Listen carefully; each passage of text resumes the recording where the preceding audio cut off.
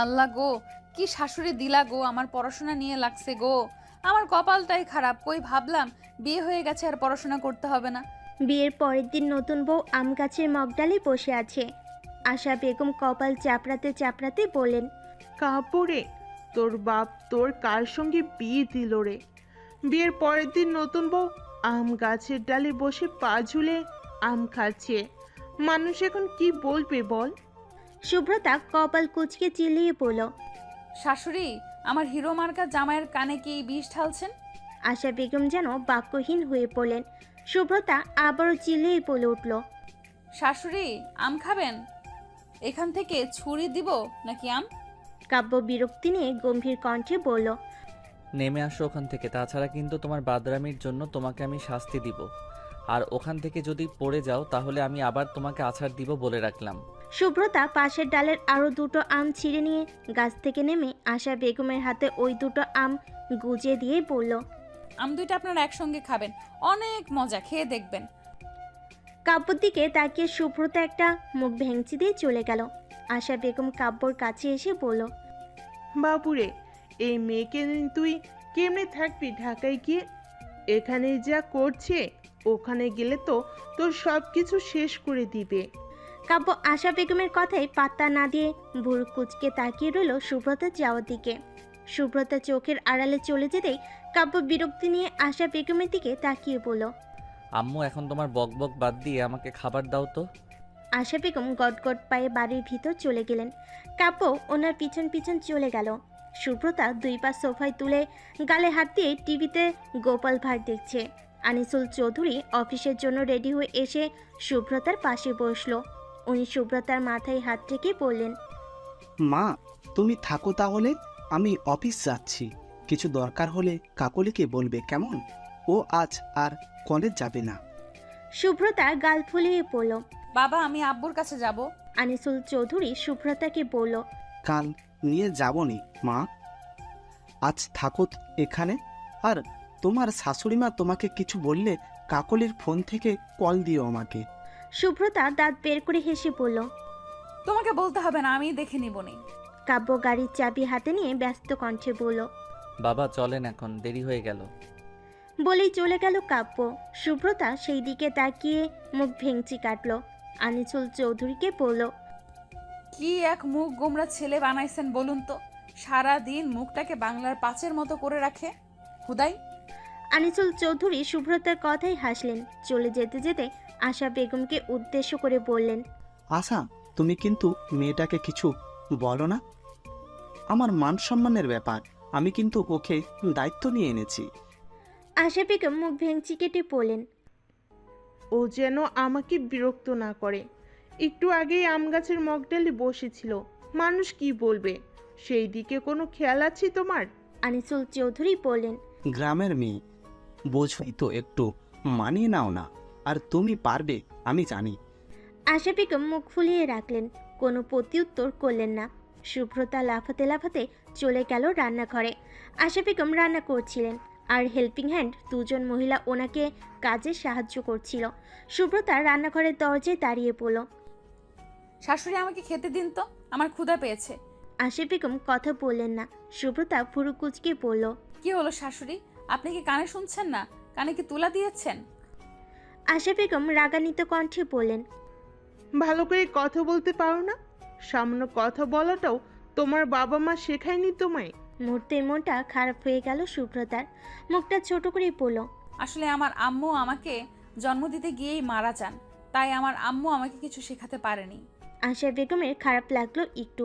শুভ্রতা সেখান থেকে চলে যেতে নিতেই আশা বেগম গম্ভীর কণ্ঠে বললেন, এই মেয়ে দাঁড়ো, খাবার টেবিলে গিয়ে বসো, আমি তোমার খাবার এনে দিচ্ছি। শুভ্রতা মুচকি হাসল। খাবার খেয়ে একই পুরো বাড়িটা দেখতে লাগলো সে। আনিসুল চৌধুরী তার ম্যানেজার মমিনুল হককে জিজ্ঞাসা করলো। গ্রামে কি অবস্থা? মমিনুল হক মাথা নিচু করে জবাব দিলেন, এমপির ছেলে তীব্র কাল রাতে মিস্টার শাহিন আহমেদের বাড়িতে আগুন ধরিয়ে দেয় রাতে। আগুনে পুড়ে মারা গেছেন উনি। আনিসুল চৌধুরী ধপ করে চেয়ারে বসে পড়লেন, মাথায় হাত রেখে বলতে লাগলেন, আমি বাঁচাতে পারলাম না ওকে। এখন আমি কি জবাব দিব মেয়েটাকে? আমি পারলাম না। আনিসুল চৌধুরী রক্ত চোখ নিয়ে মমিনুল হককে বলল। তুমি এখন বলছো আমাকে রাতে কি করেছিল? মমিনুল হক নিচু কণ্ঠে বলল। সরি স্যার, আসলে আমি আপনাকে কল করেছিলাম কিন্তু আপনার ফোন বন্ধ ছিল। শুভ্রতা লাফাতে লাফাতে যেতেই এক রুমে উকি দিয়ে দেখল একজন বয়স্ক মহিলা বসে আছে চেয়ারে সিলিংয়ের দিকে তাকিয়ে। শুভ্রতা কপাল কুঁচকে তাকাতেই মহিলাটা বলে উঠল। ভিতরে আসো। শুভ্রতা থতমত খেয়ে গেল, ধীর পায়ে এগিয়ে গিয়ে বলল। আপনি কে? মহিলাটা নিজের চোখের চশমাটা ঠিক করে তীক্ষ্ণ দৃষ্টিতে তাকিয়ে বলল। আমি কাব্যের দাদি। তুমি কি নতুন বউ নাকি? শুভ্রতা মুখ ফুলিয়ে বলল। হুম। কাব্যের দাদি মিসেস আঞ্জুমা বললেন। মন খারাপ নাকি রে? আয় আমার কাছে এসে বস। শুভ্রতা হাঁটু গেড়ে মেঝেতে বসে পড়ল। আঞ্জুমা বেগম শুভ্রতার মাথায় হাত বোলাতে বোলাতে বললেন। জানি তো আমারও অনেক ছোটবেলায় বিয়ে হয়েছিল। জানিস তো আমারও অনেক ছোটবেলায় বিয়ে হয়েছিল। আমার কেমন জানি লাগতো। আর আমার উনি ছিল একদম কাব্যের মতো উঁচা লম্বা, আর ওর মতো রাগী আর ঘাড়তেরাও। উনিও প্রথম দিনই আমাকে যে ধমক দিয়েছিলেন। শুভ্রতা চোখ গোল গোল করে তাকিয়ে বলল। উনিও জানেন কাল রাতে কি ধমকটাই না দিল আমাকে। আমি তো খুব ভয় পেয়ে পরে সোফায় গুটিসুটি মেরে ঘুমিয়েছিলাম। আসলে খাটাসের খাটা শুনি। আঞ্জুমা বেগম হাসলেন শুভ্রতার কথায়। আঞ্জুমা বেগম বলেন। জানিস তোর বাবা মা অনেক ভালো মানুষ। তোর শ্বশুর আর তোর বাবা অনেক ভালো বন্ধু। আনিসুল বিদেশে শিফট হওয়ার পর যোগাযোগ প্রায় বন্ধই হয়ে যায়। দেশে ফিরে কাজে ব্যস্ত হয়ে পড়ে। পরে তো এই 7 দিন আগে জমি জমার কাজে পরশু কাব্যকেও ডেকে নিয়ে যায়। পরে তো হুট করেই তোকে কাল কাব্যের বউ করে নিয়ে আসে। আগে অবশ্য কাব্যের সঙ্গে তোর বিয়ের কথা বলেছিল তোর শ্বশুর আব্বা আর তোর বাবা। শুভ্রতা চুপ করে শুনছিল আঞ্জুমার কথা। কাকলিকে আসতে দেখে আঞ্জুমা বেগম বলেন। কাকলি যা তো, শুভ্রতার সঙ্গে একটু আড্ডা দে তো, মেয়েটা একা একা বিরক্ত বোধ করছে। কাকলি হেসে বলল। আমি তো ওকেই খুঁজতে এসেছিলাম। চলো শুভ্রতা, আমরা যাই। আঞ্জুমা বেগম চোখ ছোট ছোট করে বলেন। শুভ্রতা আবার কি? ও তোর বয়সে ছোট হতে পারে, কিন্তু ও তোর সম্পর্কে বড়। কাকলি ফুস করে নিঃশ্বাস ছেড়ে বলল। আচ্ছা বাবা, ভাবি চলেন যাই তাহলে। আঞ্জুমা বেগম হাসল। শুভ্রতার কাকুলি চলে গেল কাকুলির রুমে। আনিসুল চৌধুরীকে কাব্য নিজের কেবিনে ডাকলো। কাব্য আসতেই আনিসুল চৌধুরী বলেন। কাব্য, তোমার শ্বশুর মারা গেছেন। কাব্য অবাক হয়ে পড়ল। বাবা, উনি এমন হুট করে কেমনে কি? আনিসুল চৌধুরী গম্ভীর কণ্ঠে বললেন। তা জানতে হবে না, শুধু এইটুকু জেনে রাখো, মেয়েটাকে এখন থেকে তোমাকেই দেখে রাখতে হবে। মেয়েটা আপন বলতে শুধু তার বাবা ছিল। যাই হোক, তুমি কিন্তু ওর সঙ্গে ভালো ব্যবহার করবে।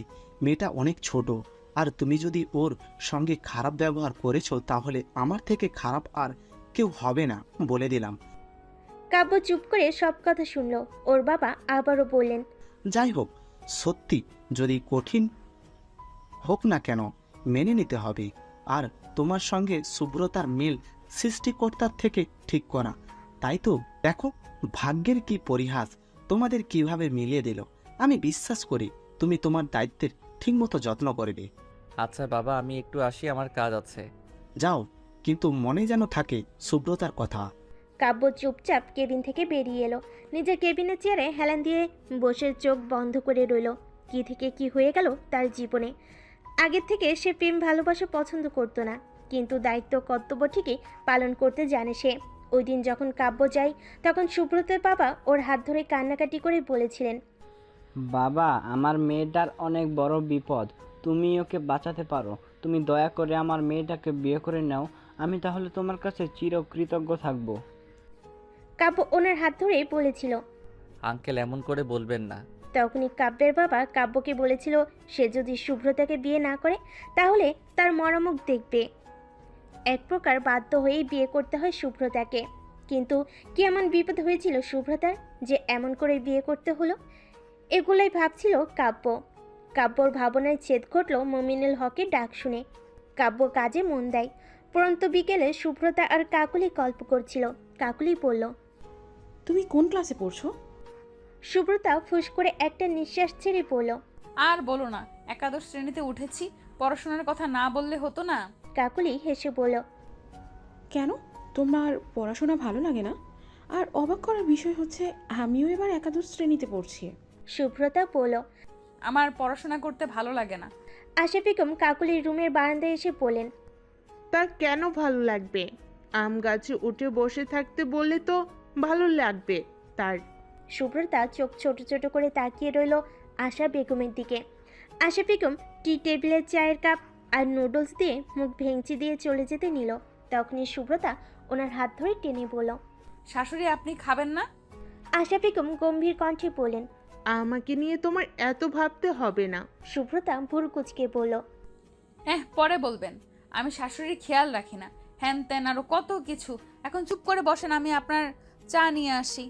আশা বেগম কিছু বলতে নিবেন, তার আগে সুব্রতা দৌড়ে চলে গেল। মুহূর্তের মধ্যেই খাবার নিয়ে চলে এলো। আশা বেগম মুখ ঘুরিয়ে বসে রইল।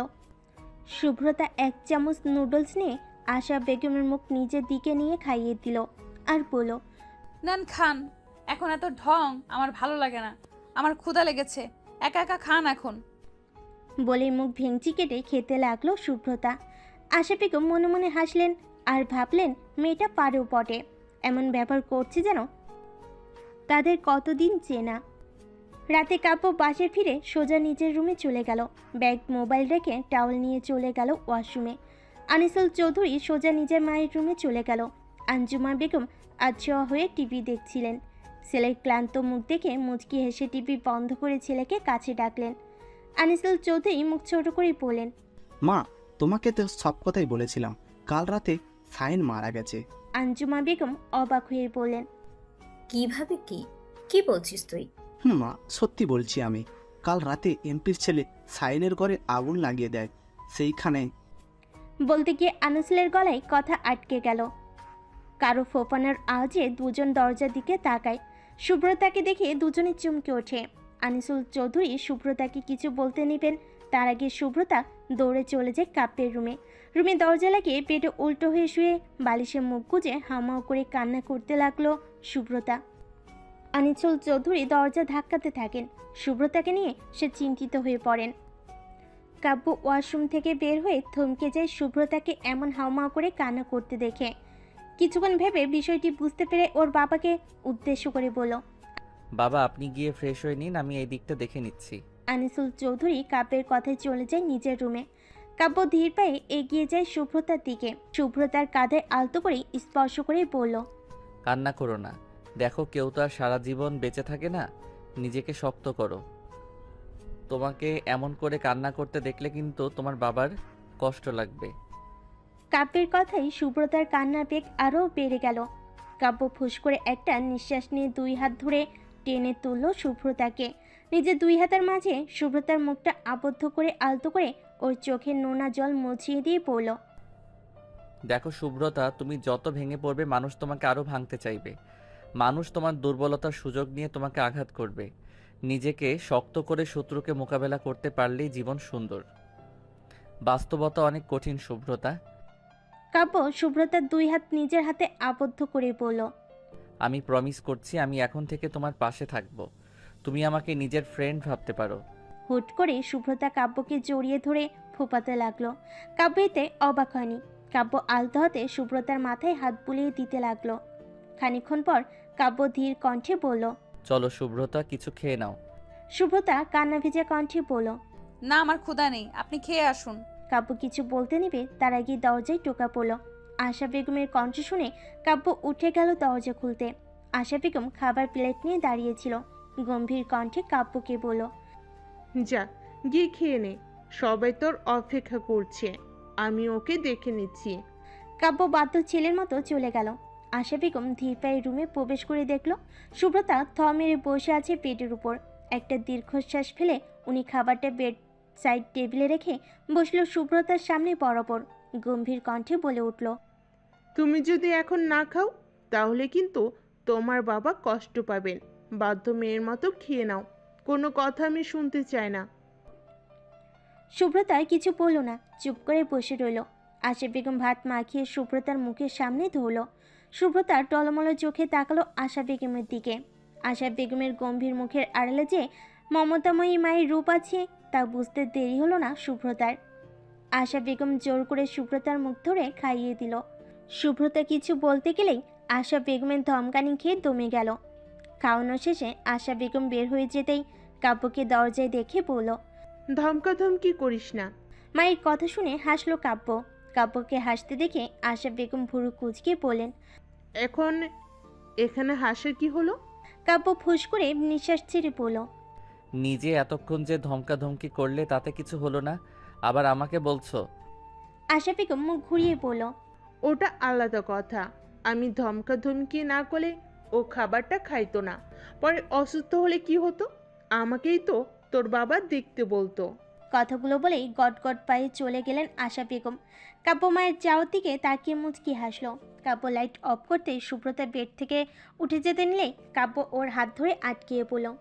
সোফায় যেতে হবে না তোমার। সুব্রতা গুটি সুটি মেরে বেডের বাম সাইডে শুয়ে পড়ল। কাব্য ডিম লাইট জ্বালিয়ে দিয়ে বেডের ডান সাইডে আধশোয়া হয়ে সুব্রতার মাথায় হাত রাখলো।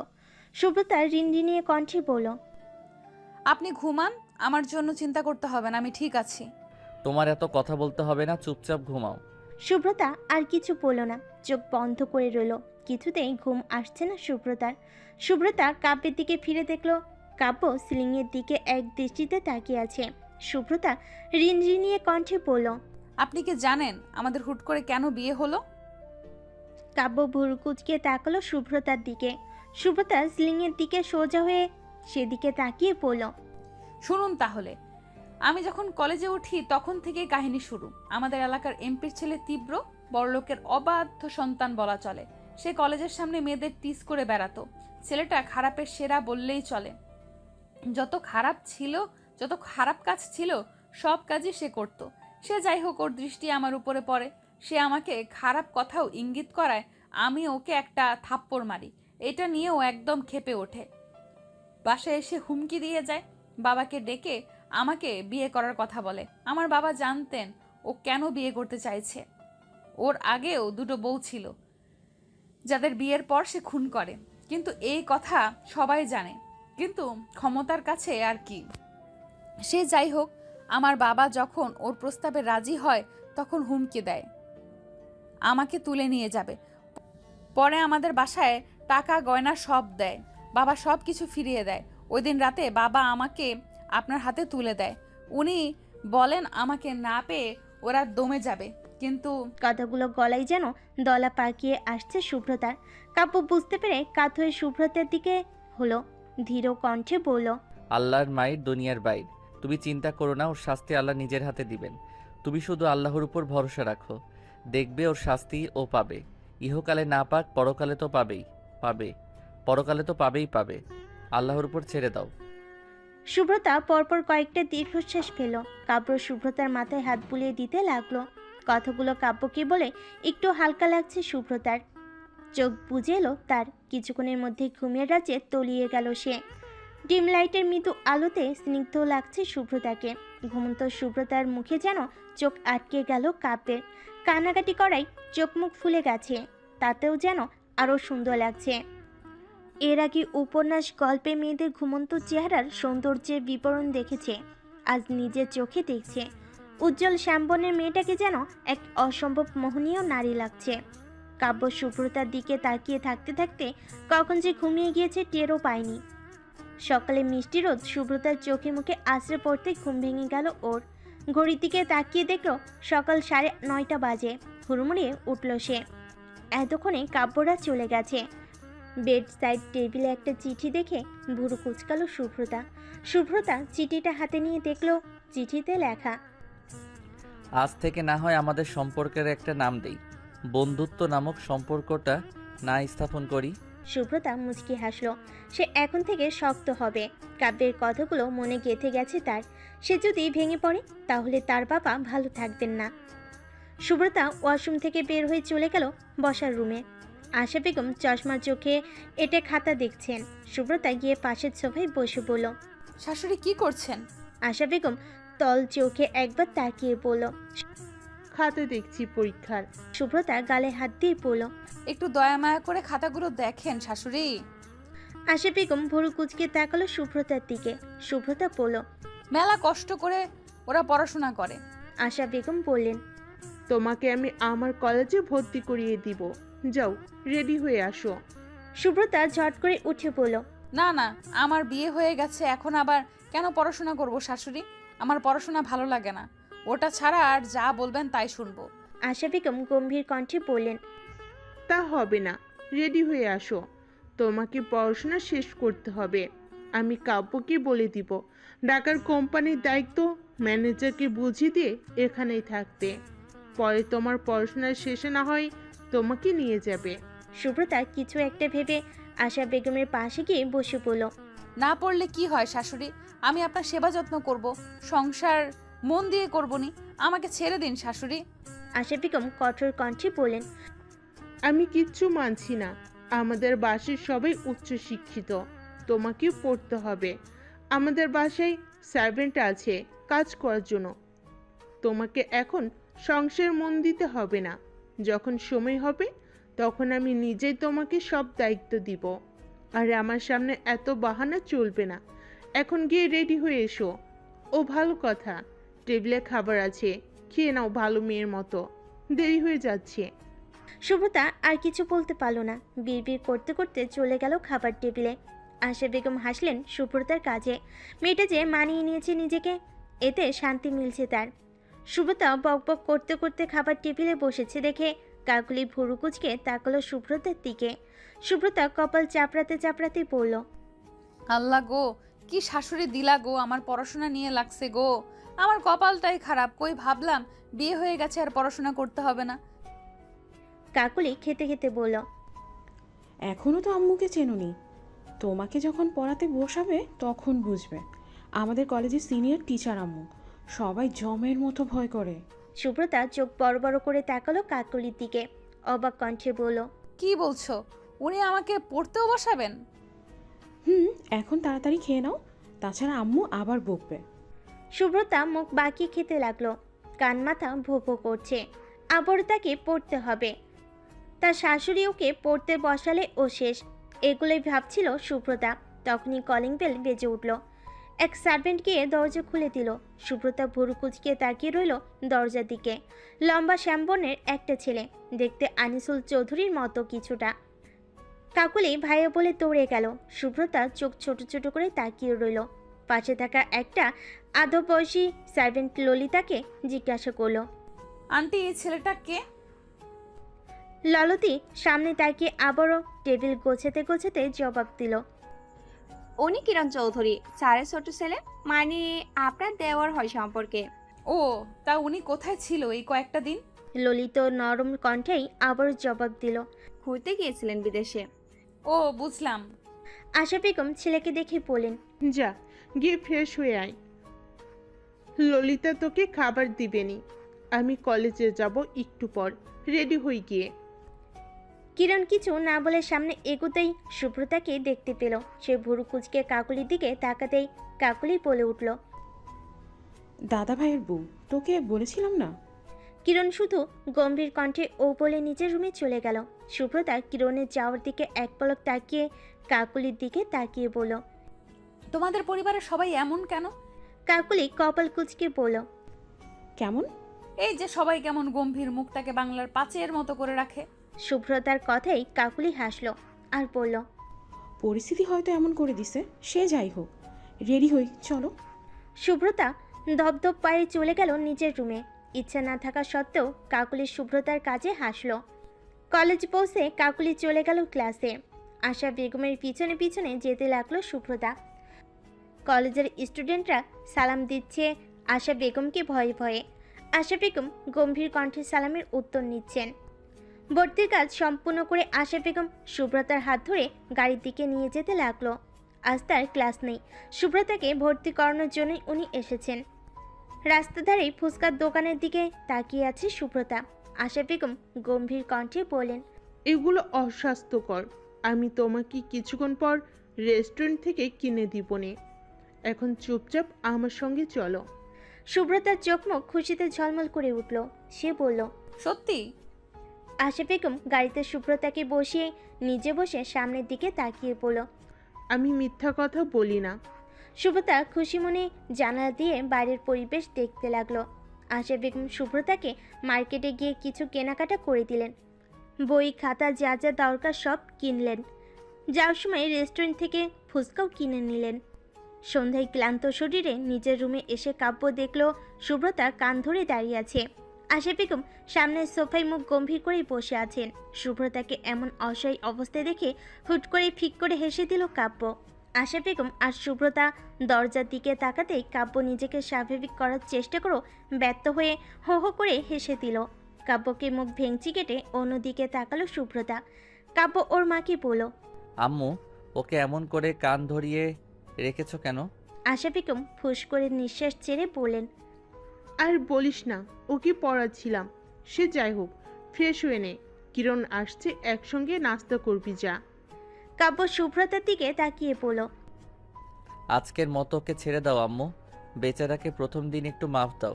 আশা বেগম সুব্রতার দিকে তাকিয়ে বলল, যাও, আজকে তোমার ছুটি, কাল থেকে কলেজ যাবে, বুঝলে? বলে সুব্রতার উত্তরের অপেক্ষা না করে আশা বেগম চলে গেলেন। সুব্রতা ফুস করে একটা নিঃশ্বাস ছেড়ে কোমরে হাত রেখে পড়ল।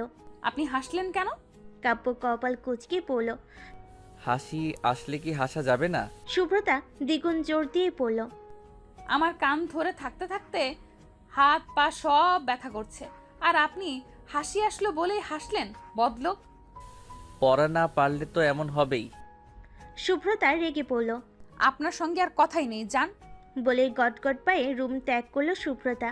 কাব্য হেসে চলে গেল ফ্রেশ হতে। কিরণের রুমের সামনে আসতেই পা থেমে গেল সুব্রতার। মৃদু সুরে গান ভেসে আসছে। সুব্রতা চুপ করে শুনতে লাগলো। কিরণ খালি গলায় গান গাইছে। বৃষ্টিকে জড়িয়ে ধরে আজও কেঁদেছি, চোখের পানি মুছে দেব বলে আর ভাবিনি, এখন আমি অনেক ভালো তোমায় ছাড়া থাকতে পারি। সুব্রতা কপাল কুচকে ভাবলো, এ তো কোনো ঘাবলা আছেই আছে। ছেলেটার হাবভাব ভালো লাগছে না, স্যাকা খাইছে নাকি। ভাবতে ভাবতে কাকুলির রুমে চলে গেল। কাকুলি পড়ছিল দেখে সুব্রতা কোনো কথা না বলে বসে পড়ল বেডে, গালে হাত রেখে। কাকুলি আর চোখে ওর দিকে তাকিয়ে পড়া শেষ করলো। পড়া শেষ করে সুব্রতার পাশে এসে পড়ল। কি হয়েছে? তুমি কি ভাবছো? সুব্রতা ভাবুক কণ্ঠে বলল, আপনার ছোট ভাই মনে হয় ছ্যাঁকা খাইছে। কাকুলি ভুরু কুচকে বলল, তুমি কিভাবে বুঝলে? ওনার রুমের সামনে থেকে ঘুরে এসো, বুঝতে পারবে। কাকুলি অবাক হয়ে ওর ছোট ভাইয়ের রুমের সামনে থেকে ঘুরে আবার চলে এলো। আবার সুব্রতার পাশে বসে বলল, ভাইয়া তো গান গাচ্ছে। সুব্রতা বেডে পা ভাঁজ করে বসে বিজ্ঞের মতো পড়ল। উনি ফিলিংস নিয়ে গান গাচ্ছেন, এর মানে বোঝো না? কাকুলি কিছু বলতে নেবে তার আগে সুব্রতা কারোর গাঁটটা খেয়ে আ করে উঠল। মাথায় হাত রেখে রাগান্বিত কণ্ঠে বলে উঠল, কে রে এত বড় সাহস আমার মাথায়? পিছনে ফিরে কাব্যকে দেখে চুপ করে গেল সুব্রতা। কাব্য বুকে হাত গুজে ভুরু কুচকে তাকিয়ে আছে ওর দিকে। কাব্য সন্দেহ নিয়ে বলল, তোমার এত বুদ্ধি কোথায় থেকে আসে? সুব্রতা আমতা আমতা করতে লাগলো। কিরণ দরজায় ঠ্যাস দিয়ে দাঁড়িয়ে পড়ল। দা ভাই, তুমি এই পিচ্চিটাকে বিয়ে করলে শেষমেশ। ও তো বুঝতেও পারলো না আমার মতো মেন্টাল। আমি ফিলিংস নিয়ে গান গাইছি তাই আমি ছ্যাগা খাইছি, কি যুক্তি দা ভাই? সুব্রতা দাঁত কিটমিট করলো। কাব্য ফুস করে নিঃশ্বাস ছেড়ে বলল, সবই আমার কপালের দোষ। কিরণ কাকুলির কাছে গিয়ে ওর চুল টেনে বলল, কি রে মশা, নতুন বান্ধবী পেয়ে আমাদের ভুলে গিয়েছিস? কাকুলি বিরক্তিতে চোখ মুখ কুচকে বলল, ভাইয়া, তুই সবসময় আমার চুলের সাথে লাগিস, ভালো লাগে না আমার। কিরণ মুখ বাঁকিয়ে বলল, কোথায় এতদিন পর বাসায় আসলাম, কিছু বানিয়ে খাওয়াবি, তা না করে কানের সামনে ফ্যান ফ্যান করছিস। আমার মতো ঠেকা তোর জন্য রান্না করি আর তুই ভুল ধরিস। সুব্রতা চুপ করেছিল। কাব্য ওর পাশ থেকে পড়ল। কাব্য সুব্রতার পাশে দাঁড়িয়ে ওর কানের কাছে ঝুঁকে বলল, আর কত মুখ ফুলিয়ে রাখবে বলো তো? একদম পেতনির মতো লাগছে। সুব্রতা কটমট দৃষ্টিতে তাকালো কাব্যের দিকে। কিছু না বলে চলে গেল রুম ছেড়ে। কাব্য হাসলো সুব্রতা যাওয়ার দিকে তাকিয়ে। রাতে খাওয়া শেষ করে কাব্য কিরণের রুমে গেল। কিছু কথা বলে নিজের রুমের দিকে রওনা হলো। রুমে এসে রুম অন্ধকার দেখে লাইট জ্বালালো। সুব্রতাকে রুমে না দেখে কপাল কুচকালো সে। বাইরে বৃষ্টি পড়ছে ঝিরিঝিরি। কাব্য এগিয়ে গেল বারান্দার দিকে।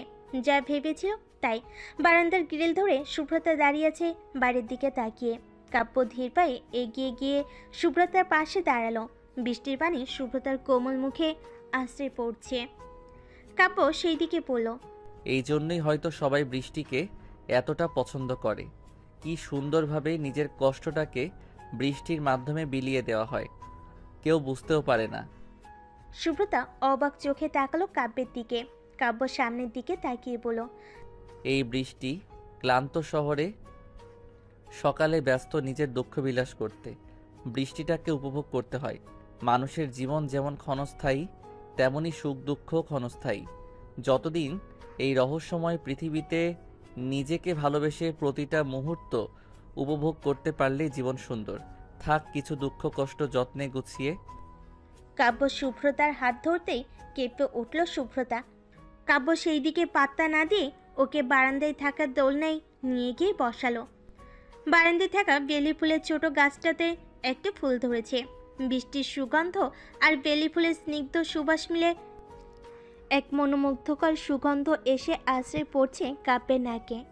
কাব্য প্রাণ ভরে সেই সুবাস নিয়ে পড়ল।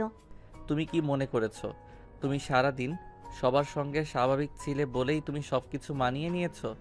আমি জানি তোমার সূক্ষ্ম হাসির মাঝে আপনজন হারানোর তীব্র কষ্ট কাজ করছে। তুমি আমাকে নিজের বন্ধু ভেবে সবকিছু ভাগ করে নিতেই পারো, জানো তো? তুমি যদি আমার কাছে কষ্ট ভাগ করে নাও তাহলে আমি হয়তো অতটা অনুভব করতে পারবো না, কিন্তু তুমি অনেকটা হালকা হবে, এটা আমি বলতে পারি। শুভ্রতা নিজের অজান্তে কাব্যের কাঁধে মাথা রাখলো। কাব্য বুঝতে পারলো বাচ্চা মেয়েটার উপর দিয়ে কি চাপ যাচ্ছে। তার এই কাজটাও প্রয়োজন ছিল। শুভ্রতা চোখ বন্ধ করে বলল, আমার জন্মের সময় আমার মা আমাকে ছেড়ে চলে যায়।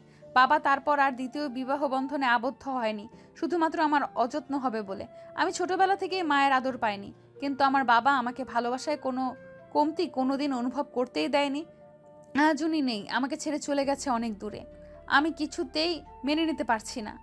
কাব্য নিজের হাত শুভ্রতার মাথায় রাখলো। শুভ্রতা আবারও বলতে লাগলো, আপনার পরিবারের সবাই অনেক ভালো। আমাদের বিয়েটা স্বাভাবিকভাবে না হলেও এত তাড়াতাড়ি যে ওনারা আমাকে আপন করে নেবেন আমি ভাবতেও পারিনি। বিশেষ করে আপনার মা, ওনাকে আমার অনেক বেশি পছন্দ হয়েছে। আমি কোনোদিন মায়ের মতো কাউকে পাইনি, কিন্তু আপনার মায়ের থেকে আমি মা মা গন্ধ পাই। কাব্য ধীর কণ্ঠে বলল, আমার মা এমনি ওনার রাগারাগির মাঝেই ভালোবাসা। অনেকটা সময় কেটে গেল ওদের নীরব নিরিবিলিতে। বৃষ্টি এতক্ষণে থেমে গেছে। মৃদু ঠান্ডা বাতাস বইছে। কাব্য নীরবতা ভেঙে পড়ল, চলো ঘুমাতে হবে, তোমাকে আবার কালকে কলেজে যেতে হবে। আর কিছু সময় থাকি। কাব্য মাথা ঝাঁকিয়ে পড়ল। না না, রাত 12:30 বাজে, এখন ঘুমাতে চলো, কাল আবার গল্প করা হবে। রুমে আসতেই শুভ্রতা সোফায় ঘুমাতে যাবে, তার আগেই কাব্য বলল, আমার বিছানা কি এতই ছোট হয়ে গেছে যে তোর মতো বাচ্চার বিছানায় জায়গা হবে না? শুভ্রতা কোমরে হাত রেখে পড়ল, প্রথম দিন কে যেন বলেছিল আমার বিছানায় তোমার জায়গা হবে না, তুমি সোফায় গিয়ে ঘুমাও, হ্যান ত্যান কত ধমকাধমকি।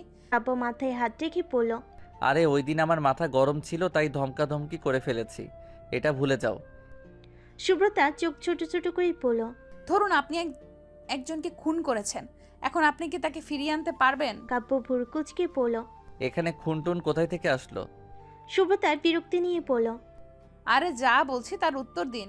কাব্য কিছু সময় ভাবলো, তারপর বলল, ফিরিয়ে আনতে পারবো, কারণ আমি হুদাই খুন করতে যাব কেন? শুভ্রতা বিরক্তির চরম পর্যায়ে পৌঁছে গিয়ে বলল, আরে মিয়া, আপনি সোজা কথা সোজা উত্তর দিতে পারেন না। সে যাই হোক, আপনি সেই খুন করা মানুষকে ফিরিয়ে আনতে পারবেন না, তেমনি কথা একবার যা বলবেন তা ফিরিয়ে আনতে পারবেন না। সেহেতু আপনার তো উচিত কথা বলার সময় ভেবেচিন্তে কথা বলা। সে যাই হোক, রাগের সময় যদি নিজের কথাই কন্ট্রোল করতে না পারেন তাহলে আর কি করলেন জীবনে? কাব্য গম্ভীর কণ্ঠে বলল, একটু বেশি কথা হয়ে যাচ্ছে তোমার শুভ্রতা, আমার কাজের জন্য সরি, এখন চুপচাপ ঘুমিয়ে পড়ো আর ঘাটিও না। শুভ্রতা মুখ ভেঙচি কেটে পেটের এক সাইডে গুটিসুটি মেরে শুয়ে পড়ল। কাব্য চুপচাপ অন্যদিকে পাশ হয়ে শুয়ে পড়ল। সকাল হতেই ঘুম ভেঙে গেল কাব্যের। চোখ পিটপিট করে তাকাতেই হুট করে একটা হাতের বাড়ি খেতেই থতমত খেলো কাব্য। শুভ্রতার হাত সরিয়ে কাব্য উঠে বসলো। শুভ্রতার শোয়ার স্টাইল দেখে চোখ কপালে উঠে গেল কাব্যের। আর একটু হলে সে খাট থেকে পড়ে যেত। শুভ্রতা সারা বিছানা নিয়ে শুয়ে আছে। কাব্য ফুস করে একটা নিঃশ্বাস ছেড়ে চলে গেল ওয়াশরুমে। সুব্রতা পড়ে পড়ে ঘুমাচ্ছিল। দরজা ধাক্কানোর আওয়াজে ধরফড়িয়ে উঠল সে। দৌড়ে গিয়ে দরজা খুলতেই ললিতাকে দেখতে পেল। সুব্রতা বুকে ফু দিয়ে পড়ল। আরে ললিতা আন্টি, তুমি তো আমাকে ভয় পাইয়ে দিয়েছিলে। আমি তো মনে করেছি শাশুড়ি। ললিতা বললেন, ম্যাডাম, তোমাকে তাড়াতাড়ি ফ্রেশ হয়ে নাস্তা টেবিলে যেতে বলেছে। তারপর আবার কলেজের জন্য রেডি হতে হবে তোমার। তুমি কি কলেজের কথা ভুলে গেছো? সুব্রতা ঘড়ির দিকে তাকিয়ে দেখলো আসলেই দেরি হয়ে গেছে। কপাল চাপড়ে পড়ল। আন্টি, আমার তো মনেই ছিল না। তুমি যাও, আমি যাচ্ছি। ললিতা চলে গেলেন। সুব্রতা পিছনে ঘুরতে শুধু টাওয়েল পরা অবস্থায় কাব্যকে দেখে তার চোখ কপালে উঠে গেল। চোখ বড় বড় করে অবাক কণ্ঠে বলল, সকাল সকাল আপনার আবার কি হলো? এমন অবতার হয়ে দাঁড়িয়ে আছেন যে? কাব্য ভুরু কুচকে বলল, মানে? আপনি সকাল সকাল খালি টাওয়াল পরে ঘুরে বেড়াচ্ছেন কেন? কাব্য কাবার থেকে শার্ট প্যান্ট বের করতে করতে বলল। শাওয়ার নিলাম, অফিস যাব না, আর আমার রুমে আমি টাওয়েল পরে থাকলে কি সমস্যা? সুব্রতা হাঁ হয়ে পড়ল। আপনার মনে নাই রুমে শুধু আপনি একা নেই, একটা মেয়েও আছে? কাব্য স্বাভাবিকভাবেই পড়ল। তো তুমি এমন ভাব করছো যেন আমি টাওয়েলও পরিনি।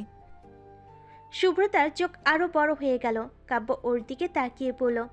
এবার কিন্তু আর ললিতা আন্টি আসবে না, আম্মুই আসবে।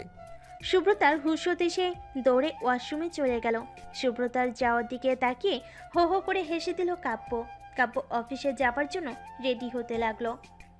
কিছুক্ষণ বাদে সুব্রতা ওয়াশরুম থেকে বেরিয়ে আবারও ভোর দৌড় দিল খাবার টেবিলের দিকে। সুব্রতা দৌড়ে রুম থেকে বের হচ্ছিল, তখনই কাকুলি ওকে ডেকে বলল, আরে ভাবি, আসতে যাও, দাঁড়াও, একসঙ্গে যাই। না না, দেরি হয়ে গেছে, শাশুড়ি খেপে যাবে আবার। কাকুলি কিছু বলতে নিবে তার আগে সুব্রতা সেখান থেকে ভোতর। সুব্রতা খাবার টেবিলে এসে দেখলো সেখানে অলরেডি আঞ্জুমান বেগম, আনিসুল চৌধুরী, আশা বেগম আর কিরণ বসে আছে। ওরা সবাই ওর দিকে তাকাতেই সুব্রতা দাঁত বের করে হাসলো। আশা বেগম সুব্রতার দিকে একবার তাকিয়ে খাওয়াতে মন দিল। কাকলিও বসে পড়ল।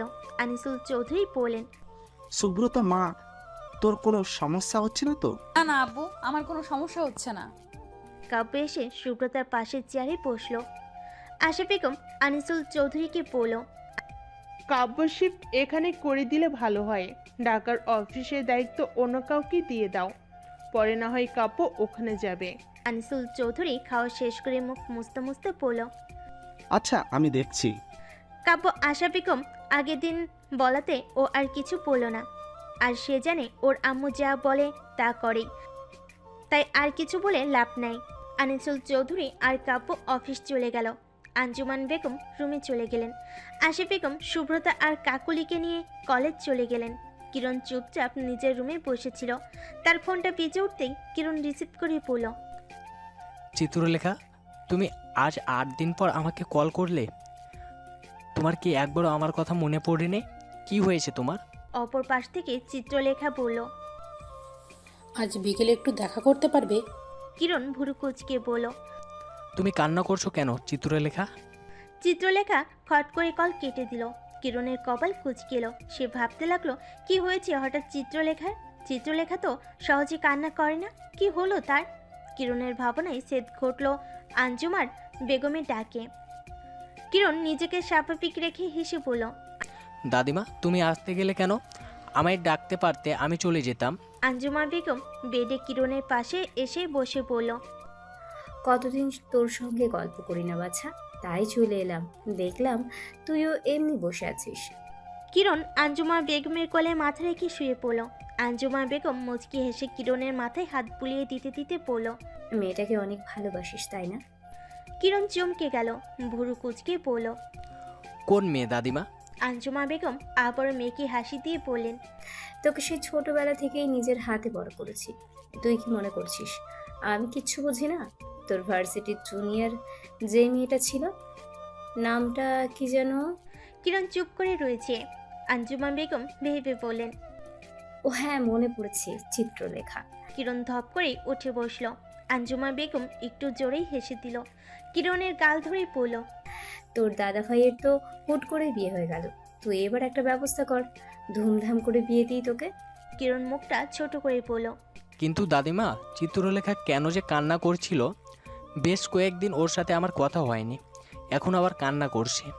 কি যে হলো, টেনশন হচ্ছে আমার। আঞ্জুমা বেগম কপালে ভাঁজ ফেলে বললেন। কল করে কি বললো? কিরণ চিন্তিত কণ্ঠে বলল। বিকালে দেখা করতে বলেছে। আঞ্জুমা বেগম আবারও কিরণের মাথা নিজের কোলে নিয়ে বললেন। চিন্তা করিস না, যা হবে ভালোই হবে। আর বিকেলে তো যাচ্ছিসই। কিরণ চুপ করে রইল। বিকেলে কাকুলির রুমের জানালা দিয়ে সুব্রতা ভুরু কুচকে তাকিয়ে আছে বাড়ির পিছনের দিকে। কাকুলি সুব্রতা ঘাড়ে হাত রেখে বলল। তুমি কি পদ্মজা উপন্যাসের পাতাল ঘরের কথা ভাবছো? কিন্তু ভেবে লাভ নেই, কারণ ওখানে কোনো কিছুই নেই। সুব্রতা কাকুলির দিকে চোখ ছোট ছোট করে বলল। তুমি কিভাবে বুঝলে আমি এমনটা ভাবছি? কাকুলি দাঁত বের করে হেসে বলল। আমি যখন পড়েছিলাম তখন প্রায় সব সময় আমারও এমন মনে হতো। আর আমি কালকে বিকেলে আমার বুকশেলফ থেকে বই নিতে দেখেছি। কাকুলির কথা শুনে সুব্রতা হাসলো। কাকুলিও হেসে দিল। কাকুলি বলল। চলো একটু বাগান থেকে ঘুরে আসি, প্রাইভেট যেতে হবে আবার। সুব্রতা চোখ বড় বড় করেই বলল। এখন আবার প্রাইভেটেও যেতে হবে? কাকুলি নিজের ওড়নাটা ঠিক করতে করতে বলল। তো এখন যাই তাহলে। সুব্রতা মুখ ফুলিয়ে কাকুলির সঙ্গে যেতে লাগলো। বসার ঘরে যেতে আশা বেগম বলে উঠলেন। আজ তোমাদের প্রাইভেটে যেতে হবে না, টিচার বন্ধ দিয়ে দিয়েছে। কেবলই কল করে জানিয়ে দিল আমাকে। সুব্রতা খুশিতে আশা বেগমের কাছে গিয়ে ওনার গালে টুক করে একটা চুমু দিয়ে লাফাতে লাফাতে চলে গেল। কাকুলিও পিছু পিছু চলে গেল। আশা বেগম সুব্রতার যাওয়ার দিকে তাকিয়ে মুচকি হাসি দিয়ে মনে মনে বলল। পাগলে একটা। আঞ্জুমা বেগম পাশে বসেছিল। উনি সবটাই দেখছিলেন। উনি আশা বেগমকে বললেন। মেয়েটার এখনো বাচ্চামো যায়নি, ছোট থেকেই মায়ের আদর পায়নি। তুমি এমন করেই ওকে ভালোবেসো। আম্মা, আমি তো আপনার কাছ থেকে সবটাই শিখেছি। আপনি তো আমাকে সবসময় নিজের মেয়ের মতোই আগলে রেখেছেন। আপনার মতো হয়তো পারবো না, কিন্তু আমি চেষ্টা করব। আঞ্জুমা বেগম আশা বেগমের মাথায় হাত রেখে বলেন। তোমাদের ভালো হোক এই দোয়াই করি। তোমার সংসার যেন এমনি শান্তিতে পরিপূর্ণ থাকে। কাকুলি আর সুব্রতা বাগানের ছাউনি দেওয়া জায়গায় বসে আছে আর চা খাচ্ছে। আজ আকাশটা বড্ড সুন্দর লাগছে সুব্রতার। মেঘগুলো সুন্দর আকাশে ভেসে বেড়াচ্ছে। সুব্রতা কি যেন ভেবে কাকুলিকে বলল। আম খাবে? কাকুলি ভুরু কুচকে বলল। এখন আম কোথায় পাবে? আব্বুকে বলে দিবনি রাতে আসার সময় নিয়ে আসবে। সুব্রতা দাঁত কেলিয়ে বলল। আরে রাখো এসব, বাজার থেকে আনলে কি আর মজা হয়? কাকুলি চোখ ছোট ছোট করে তাকালো সুব্রতার দিকে। সুব্রতা আশেপাশে খুঁজে একটা পাথর নিয়ে আম গাছে ছুঁড়ে দিল। সঙ্গে সঙ্গেই দুটো আম গাছ থেকে পড়ল। সুব্রতা মুচকি এসে আম দুটো তুলে আবারও ছাউনিতে চলে গেল। কাকুলির কাছে আমগুলো দিয়ে পড়ল। আমগুলো রাখো, আমি বাড়ির ভেতর থেকে লবণ মরিচ নিয়ে আসছি বলে দৌড় দিল সুব্রতা। কাকুলি শুধু ফ্যালফ্যাল দৃষ্টিতে তাকিয়ে রইল সুব্রতা যাওয়ার দিকে। সুব্রতা বাড়িতে ঢুকে দেখল আশা বেগম মন দিয়ে কি যেন করছে সোফায় বসে। সুব্রতা মনে সাহস নিয়ে পরপর কয়েকটা নিঃশ্বাস ছেড়ে ধীর পায়ে যেতে লাগলো রান্নাঘরের দিকে। সুব্রতা একটা ছোট বাটিতে মরিচ গুঁড়া আর লবণ নিয়ে নিজের ওড়না দিয়ে খুব সতর্কতার সাথে লুকিয়ে নিল। আবার চারপাশে চোখ বুলিয়ে দেখে নিল সে। ধীর পায়ে রান্নাঘর থেকে বসার রুমে আসতেই দেখল আশা বেগম আগের অবস্থায় আছেন। সুব্রতা ধীর পায়ে যেতে নিলেই হুট করেই পা থেমে যায় ওর আশা বেগমের গম্ভীর কণ্ঠে। আশা বেগম বলেন। খাচ্ছ খাও, কিন্তু বেশি খেও না, পরে সমস্যা হবে। সুব্রতা ধীর কণ্ঠে বলল। আচ্ছা শাশুড়ি বলে ভোর দৌড় দিল। বসার রুম পেরোতেই বুকে ফু দিল সুব্রতা। নিজেকে স্বাভাবিক করে চলে গেল সে বাগানের দিকে। কিরণ বসে আছে ঝিলের ধারে চিত্রলেখার অপেক্ষায়। আজ সে তাড়াতাড়ি চলে এসেছে, এখনো আসছে না কেন চিত্রলেখা? ভাবতে ভাবতেই চিত্রলেখার রিন্ডি নিয়ে কণ্ঠ শুনে পিছনে ফিরে তাকালো কিরণ। চিত্রলেখার ফোলা ফোলা চোখ দুটো দেখে আটকে উঠল কিরণ। মুহূর্তে যেন অস্থিরতা বেড়ে উঠল তার।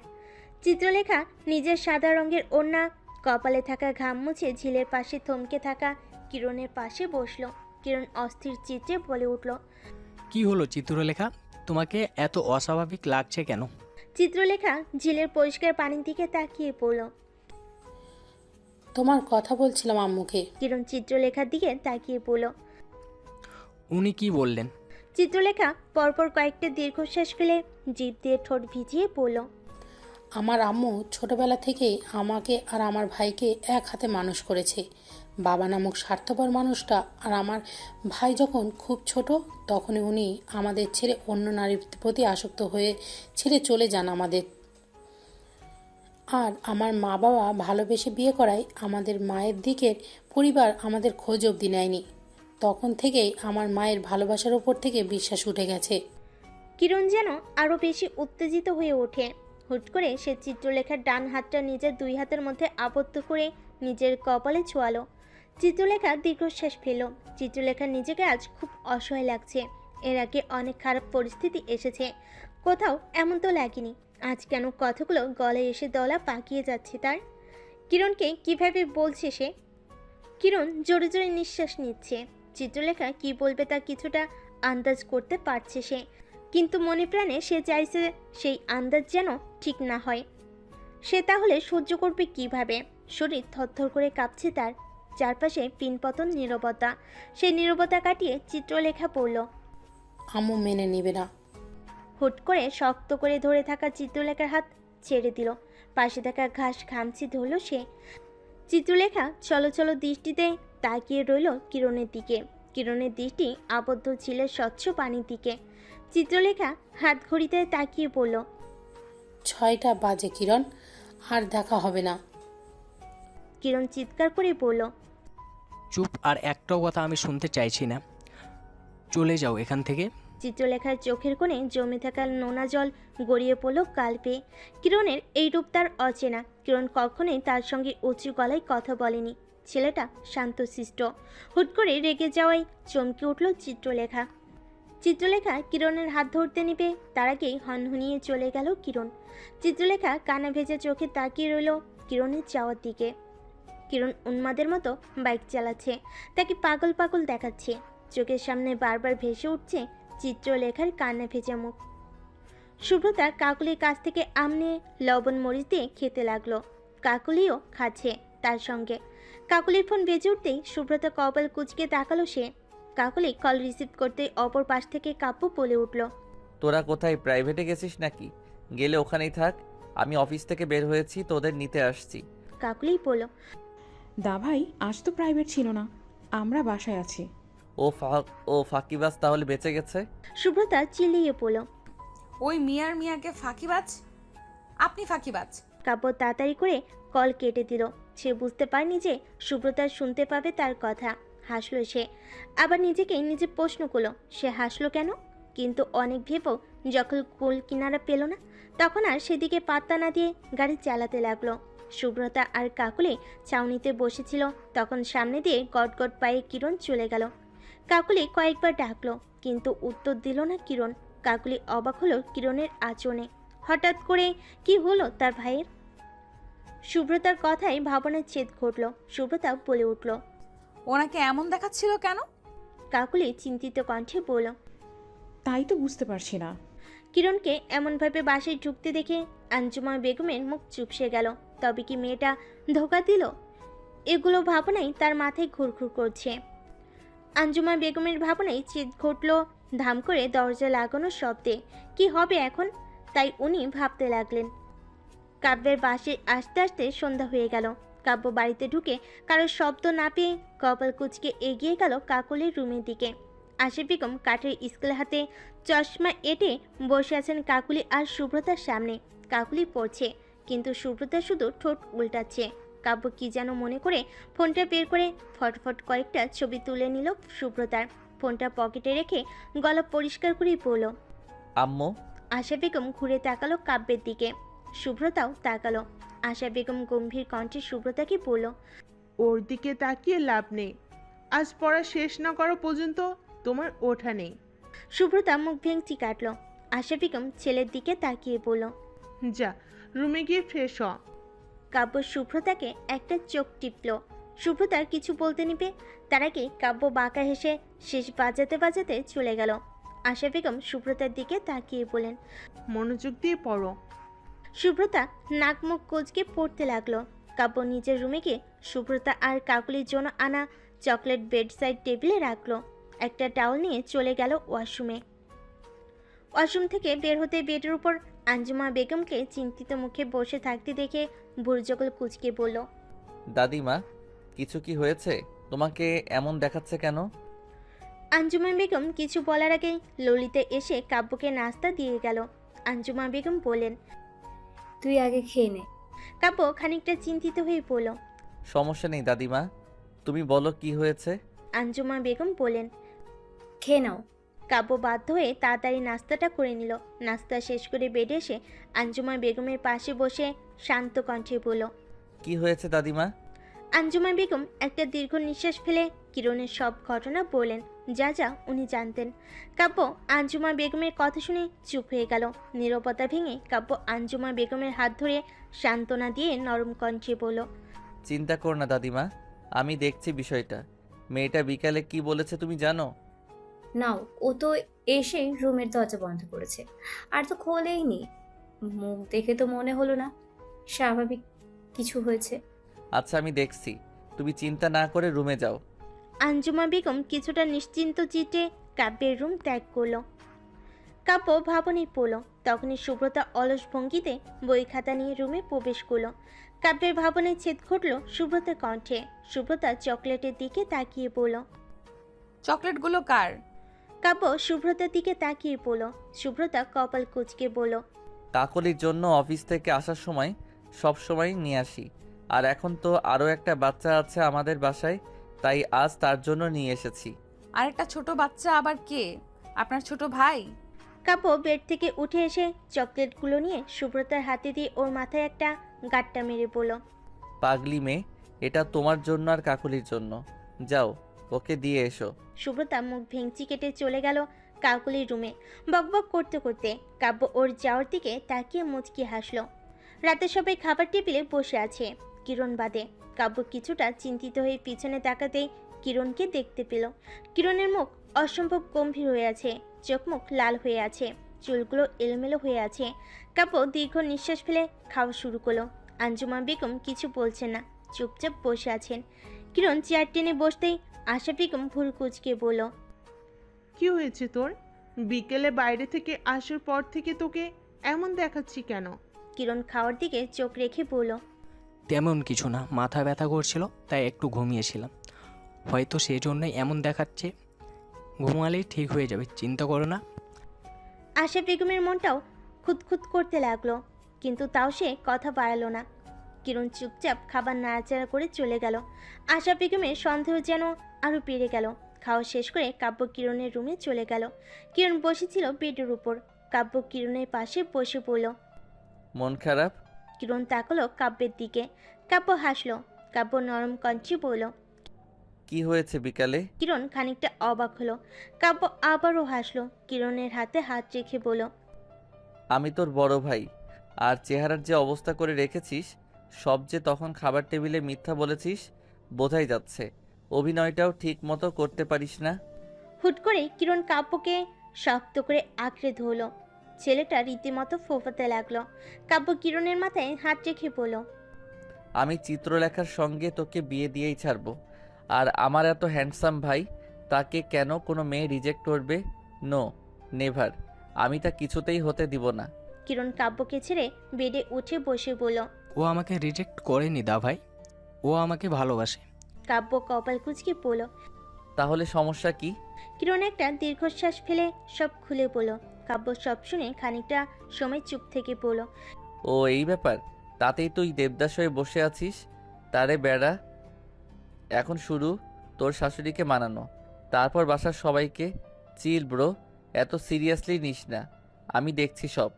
কিরণ কাব্যের দিকে তাকিয়ে বলল। দা ভাই, তুই কি করবি? কাব্য বাঁকে হেসে বলল, আগে আগে দেখো হোতা হে ক্যা। এখন ঘুমা, কাল সকাল থেকে কাজ আছে অনেক। কিরণ গোল গোল চোখে তাকিয়ে বলল। কি কাজ? কাব্য কিরণের পিঠ চাপিয়ে পড়ল। আরে এত টেনশন নিচ্ছিস কেন? আমি আছি তো, সব দেখে নিব। এখন ঘুমাতো, আমিও গিয়ে ঘুমাই। বলে কাব্য কিরণের রুম ত্যাগ করলো। কিরণ শুধু ভ্যাবলার মতো তাকিয়ে রইল কাব্যের চলে যাওয়ার দিকে। কাব্য কি করবে এটা ভাবতে ভাবতেই কখন যে চোখটা লেগে এসেছে তা বুঝতে পারেনি সে। কাব্য কিরণের রুম থেকে বের হতেই আশা বেগমের মুখোমুখি হয়। খানিকটা থতমত খেয়ে যায় কাব্য। আশা বেগম কাব্যকে বললেন, তুই কিভাবে সমস্যার সমাধান করবি? আর তোর আপু এগুলো জানে? আম্মু, তুমি একটু বাবাকে ম্যানেজ দিবে?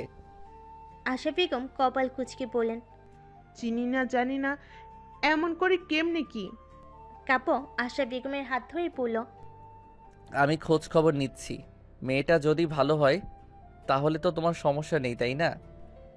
আশা বেগম ফুস করে একটা নিঃশ্বাস ছেড়ে বললেন। দেখ কি করিস। বলে উনি ওনার রুমে চলে গেলেন। কাব্য দীর্ঘ নিঃশ্বাস ফেলে নিজের রুমে গিয়ে দেখল সুব্রতা বেডের উপর গালে হাত দিয়ে বসে থেকে কি যেন ভাবছে। সুব্রতার ভাবনায় ছেদ ঘটিয়ে কাব্য বলে উঠল। কি এত ভাবছো? সুব্রতা ভাবুক দৃষ্টিতে কাব্যের দিকে তাকিয়ে বলল। কথা হচ্ছে কি, আমি কলেজে গিয়ে কি করব। কাব্য ভুল কুচ গেল। সুব্রতা আবারও বলল। পোলাপাইন সামলানোর জন্য তো এসএসসি পাশ করছি, আর পড়াশোনা করে কি করব বলেন তো। কাব্য একটা দীর্ঘশ্বাস ফেলে রুমের লাইট বন্ধ করে বলল। এগুলো এখন ভেবে লাভ নেই। তুমি আম্মুর পাল্লায় পড়েছো। তা আজ কি পড়া পারোনি নাকি?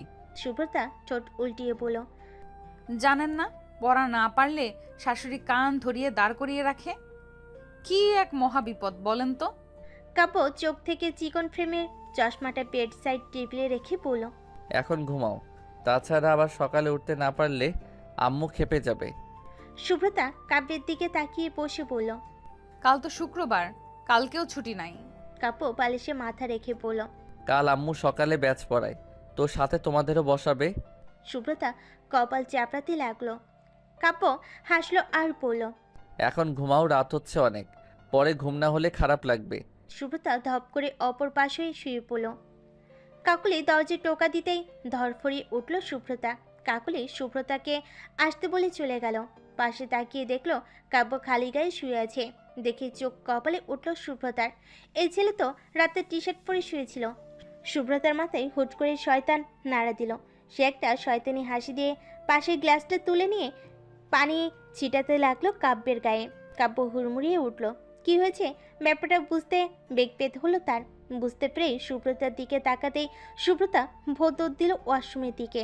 কাব্য সুব্রতা বলে চিলিয়ে উঠল। সুব্রতা ওয়াশরুমে ঢুকে দরজা লাগিয়ে দরজার সঙ্গে পিঠ লাগিয়ে হাসতে লাগলো। খানিকক্ষণ পর সুব্রতা ফ্রেশ হয়ে দরজা খুলে টুকি দিল। না, কাব্য নেই, বাইরে গেছে হয়তো। সুব্রতা স্বস্তির নিঃশ্বাস ছেড়ে বের হতে নেবে তখনই এক গ্লাস পানি আসতে পড়ল সুব্রতার মুখে। সুব্রতা একদম হতভম্ব হয়ে গেল। কাব্য বাঁকে হেসে পড়ল। আমার সঙ্গে পাঙ্গা লাগতে এসেছো, আমি কি তোমায় ছেড়ে দিব? হুট করে সুব্রতা ঠোঁট উল্টিয়ে ভ্যা ভ্যা করে কান্না করতে লাগলো। কাব্য থতমত খেয়ে পড়ল। কি হয়েছে, কান্না করছো কেন? সুব্রতা নাক টেনে বলল। এখন আপনার জন্য আমাকে আবার শাশুড়ির থেকে বকা খেতে হবে। কাব্য অবাক হয়ে বলল। আম্মু আবার বকবে কেন? সুব্রতা এবার খেপে গিয়ে বলল। বোঝেন না মিয়া, এখন পানি দিয়ে ভিজে যাওয়ার পর চেঞ্জ করতে হবে না। কি করলেন আপনি এটা? কাব্য বাঁকে এসে সুব্রতার নাক টেনে বলল। তা এই কথা কি আমার গায়ে পানি দেওয়ার সময় মনে ছিল না? সুব্রতা মুখ ভেঙচি কাটলো। সুব্রতা গিয়ে ড্রেস চেঞ্জ করে রুম থেকে বেরিয়ে গেল। কাব্য ফ্রেশ হয়ে ল্যাপটপ নিয়ে বসলো। সুব্রতা হাই তুলছে আর বই নিয়ে বসে আছে। আশা বেগম তাকাচ্ছে ওর দিকে। সেই দিকে সুব্রতার কোনো হুঁশ নেই। কাকুলি বিষয়টি খেয়াল করে সুব্রতাকে টোকালেও তার কোনো হুঁশ নেই। আশা বেগম কিছুক্ষণ পর ধমকে উঠলেন। সুব্রতা চমকে দাঁড়িয়ে পড়ল। সুব্রতা মাথা নিচু করে বসে পড়ল আবার। তার যে ম্যাথ ভালো লাগে না, এটা কেন কেউ বোঝে না। কিরণ বসে আছে চিত্রলেখার মা সাফিনা বেগমের সামনে। কাব্যের কথা সে এখানে এসেছে ওনাকে মানাতে। উনি যদি এরপরও রাজি না হয় তাহলে অন্য প্ল্যান করবে কাব্য। কিরণের বুক ধুকপুক ধুকপুক করছে, হাত দুটো কসলাচ্ছে সে। সাফিনা বেগম গম্ভীর কণ্ঠে বলেন। তুমি কিরণ চৌধুরী? কিরণ কানিকটা কাপা কণ্ঠে বলল। আন্টি, আমি কিরণ। সাফিনা বেগম চশমাটি ঠিক করে বলল। ভালোবাসো চিত্রলেখাকে? কিরণ যেন ক্রমেই অস্থির হয়ে উঠেছে। এতটা অস্থির কোনোদিন লাগেনি তার। সাফিনা বেগম তীক্ষ্ণ দৃষ্টিতে কিরণের দিকে তাকিয়ে বলল। ভালো প্রেমিক কখনোই ভালো স্বামী হতে পারে না। কিরণ পরপর কয়েকটি নিঃশ্বাস ছেড়ে বলল।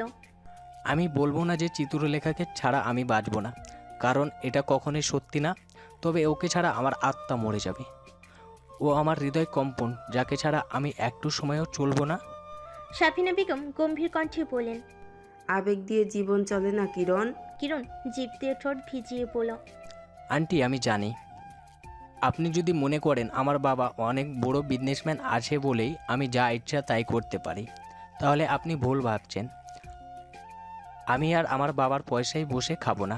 এই বছর আমার পড়াশোনা শেষ হয়ে যাবে, আমি চাকরি করে নিজের টাকা দিয়ে চিত্রলেখার দায়িত্ব নেব। সাফিনা বেগম তাচ্ছিলের হাসিতেই বললেন। যত সহজে কথাগুলো বলছো করা কি এতই সহজ?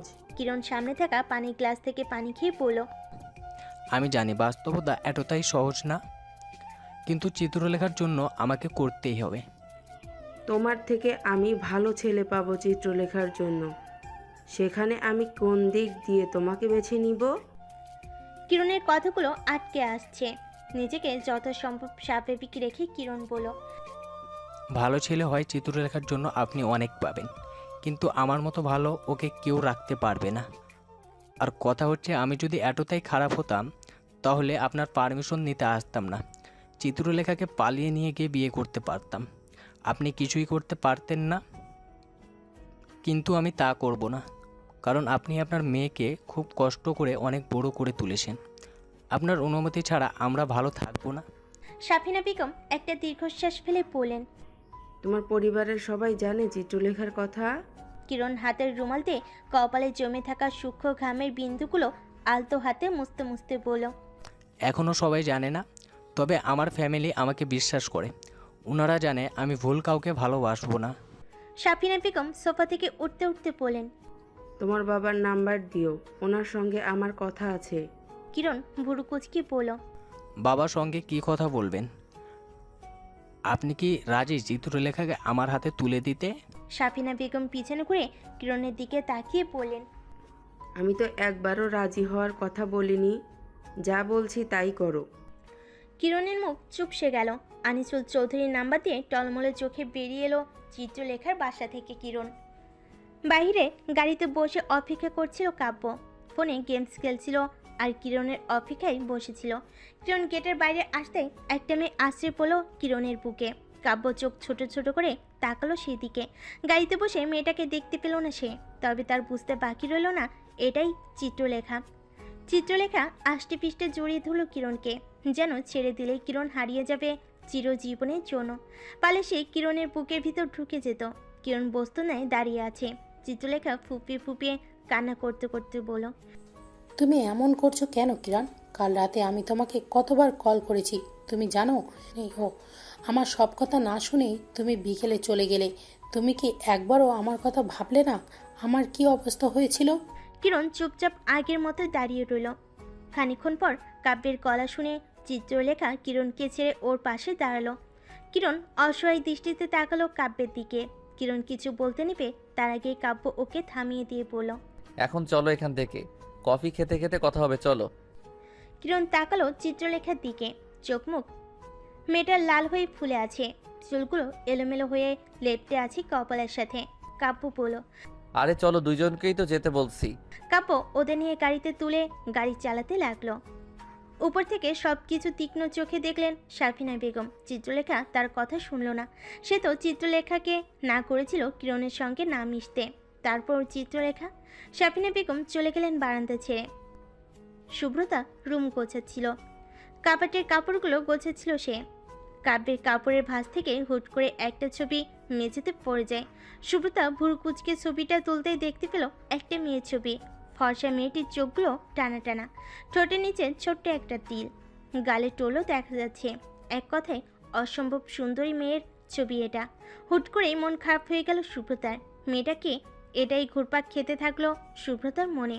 সে কিছুতেই মেনে নিতে পারছে না এটা। ছবিটা আবারও আগের জায়গায় রেখে আয়নার সামনে গিয়ে দাঁড়ালো। ছবিতে থাকা মেয়েটার মতো ফর্সা গায়ের রং নেই তার, না আছে গালে টোল, না আছে ঠোঁটের নিচে তিল, তবে উজ্জ্বল শ্যামবর্ণের মায়াবতী সে। তার চোখের মায়ে আবদ্ধ হলে সেই মায়া ত্যাগ করা খুবই কঠিন। তবুও মন খারাপ হলো তার। মুখ ফুলিয়ে রুম ত্যাগ করলো সে। ছাদের দিকে যাওয়ার জন্য রওনা হলো। দীপায় ছাদের কার্নিশ ঘেঁষে দাঁড়ালো সে।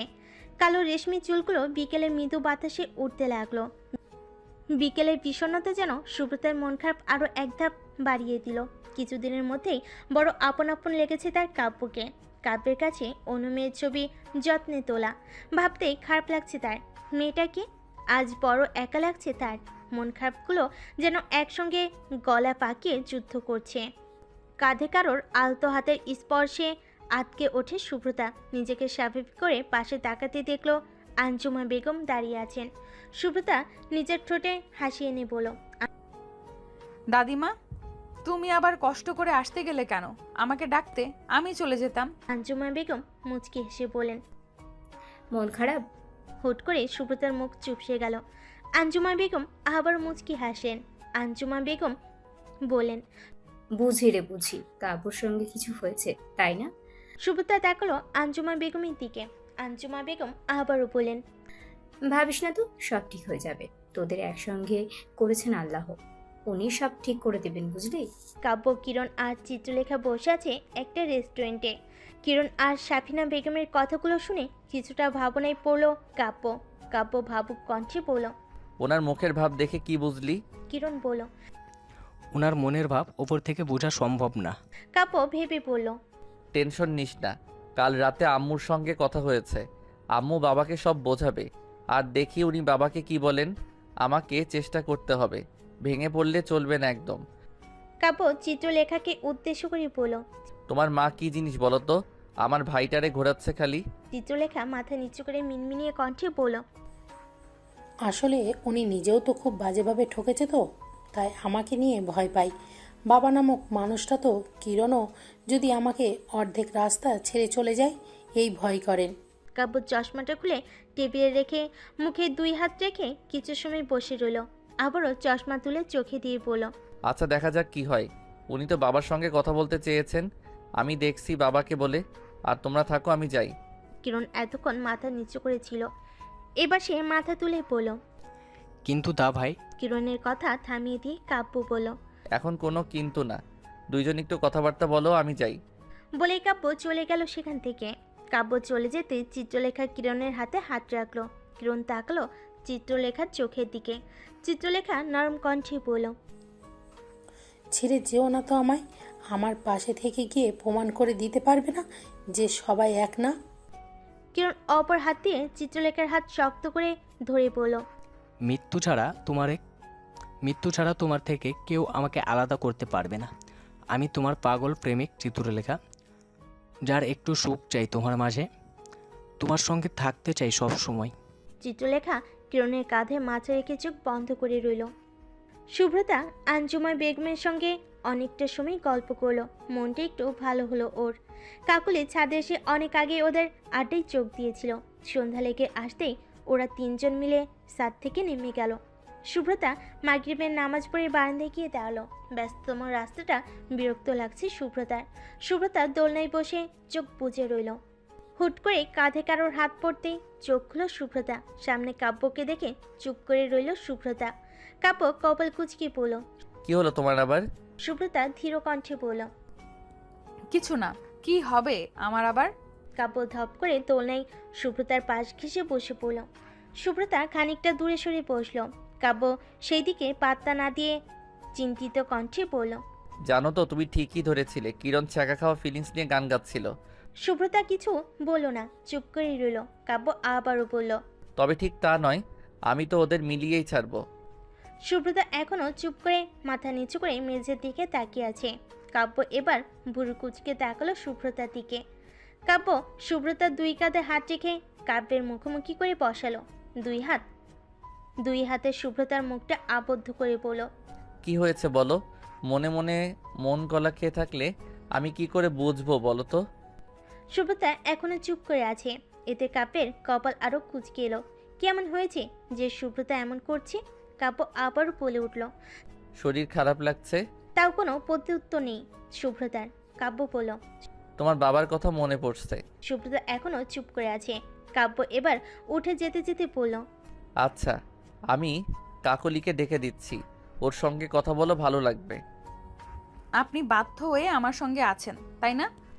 কাব্য বারান্দা ছেড়ে চলে যেতে নিলেই সুব্রতা থমথমে কণ্ঠে বলল, এখন কেন মনে হলো তোমার? কাব্যের কপাল কুঁচকে এলো। প্রশ্নবিদ্ধ কণ্ঠে সুব্রতাকে বলল। সুব্রতা উঠে চলে যেতে নিলেই কাব্য ওর হাত টেনে একদম ওর কাছে নিয়ে আসলো। শুভ্রতা কাব্যের থেকে নিজেকে ছাড়ানোর চেষ্টা করতে করতে বলল। ছাড়ো না আমাকে, আমি কাকুলির কাছে যাব। কাব্য আরো শক্ত করে শুভ্রতাকে আঁকড়ে ধরে বলল। এত কাকলি কাকলি করো কেন বলো তো? এমন মনে হয় যে ও তোমার জামাই আর আমি তোমার ভাসুর লাগি। শুভ্রতা এবার কান্না করে দিয়ে বলল। ছাড়ুন, আমার লাগছে। ওই মেয়ের হাত ধরুন গিয়ে। কাব্য অবাক হয়ে বলল। কান্না করছো কেন? ওই মেয়ে আবার কোন মেয়ে? শুভ্রতার কান্নার বেগ যেন বেড়ে গেল। হুট করে সে কাব্যকে জড়িয়ে ধরল। কাব্য যেন পাথরের ন্যায় হয়ে গেল। সে কি করবে, কি বলবে, কিছুই বুঝতে পারল না। শুভ্রতা ফোপাতে ফোপাতে বলল। আপনি ওই মেয়েটাকে খুব ভালোবাসেন, তাই না? কাব্য শুভ্রতার দুই কাঁধে হাত রেখে শুভ্রতার মুখটা নিজের মুখোমুখি করে বলল। কোন মেয়ে, কিসের মেয়ে? শুভ্রতা, ক্লিয়ার করে বলো। সত্যি বলছি, আমি কিছুই বুঝতে পারছি না। শুভ্রতা বারান্দা থেকে নিচের রুমে চলে এলো। কাব্য ওর পিছু পিছু চলে আসলো রুমে। শুভ্রতা কাবার থেকে ছবিটা বের করে কাব্যের হাতে দিল। কাব্য থমকে গেল ছবিটা দেখে। ঠোঁটে একটা তাচ্ছিলের হাসি ফুটিয়ে বলল। সব তো শেষ করে দিয়েছিলাম, এটা আবার রয়ে গেল কিভাবে? বলে ছবিটা ছিঁড়ে কুটি কুটি করে জানালা দিয়ে ফেলে দিল। ধপ করে বেডে বসে পড়লো কাব্য। শুভ্রতাও ওর পাশে বসলো। শুভ্রতা বলল। ছবিটা ছিঁড়ে ফেললেন কেন? কাব্য হাসলো। শুভ্রতার দিকে তাকিয়ে বলল। আমি কাপুরুষ না যে বিয়ের পর পরকিয়া করব, এটা মনে রাখো। বলেই কাব্য রুম ছেড়ে চলে গেল। শুভ্রতা কাব্যের যাওয়ার দিকে অপলক দৃষ্টিতে তাকিয়ে রইল। শুভ্রতার মনে কত শত প্রশ্ন ঘুরপাক খেতে লাগলো। কাকুলি বসে পড়ছিল, কিন্তু কিছুতেই পড়াতে মন বসাতে পারছে না সে। বিরক্তিতে চোখ মুখ কুঁচকে বই বন্ধ করে চেয়ারে হেলান দিয়ে চোখ বন্ধ করে রইল। আশা বেগম রুমে এসে কাকুলিকে চোখ বন্ধ করে থাকতে দেখে বলেন। এখন যেহেতু পড়তে ভালো লাগছে না, তাহলে পড়তে হবে না, রেখে দিয়ে যা, অন্য কিছু কর। কাকুলি মায়ের দিকে তাকিয়ে মুচকি হাসলো। রুম থেকে বেরিয়ে কাব্যের রুমের দিকে যেতে নিলেই দেখলো কাব্য রুম থেকে বের হচ্ছে। কাকুলি বলল। দা ভাই, তুই কখন আসলি? আর ভাইয়া কোথায়? দুইজন না একসঙ্গে গেলি? কাব্য গম্ভীর কণ্ঠে বলল। একটু আগে এসেছি, কিরণের কাজ আছে তাই আসেনি। কাকুলি ও আচ্ছা বলে চলে যেতে নিলেই কাব্য বলল। শুভ্রতার মাথায় ভূত চাপছে, ওরে বেশি ঘাটাস না। কাকুলি ভুরু কুচকে বলল। ওর আবার কি হলো? কাব্য ফুস করে একটা নিঃশ্বাস ছেড়ে বলল। তেমন কিছু না, যা গিয়ে কথা বল। কাকুলি চোখ ছোট ছোট করে বলল। তুই আবার কোথায় যাচ্ছিস? কোথাও না, একটু ছাদে যাচ্ছি। কাকুলি ও বলে শুভ্রতার কাছে গেল।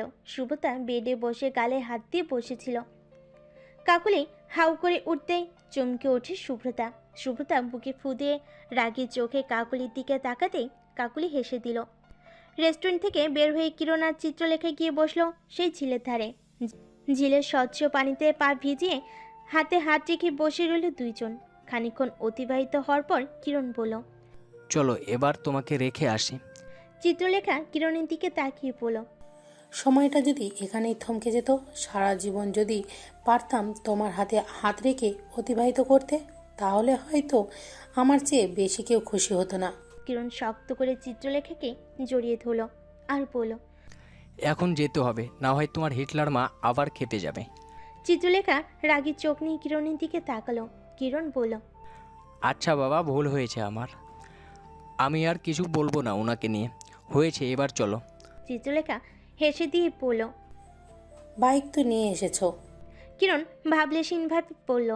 তো চিত্রলেখা চোখ ছোট ছোট করে বলল। এখন যাবে কিসে করে? কিরণ শয়তানি হেসে বলল। প্লেনে যাব। চিত্রলেখা কোমরে হাত রেখে রাগী কণ্ঠে বলল। আমি ভালোভাবেই জিজ্ঞাসা করলাম, আর তুই মজা করো আমার সাথে? কিরণ একটা রিক্সা ডেকে বলল।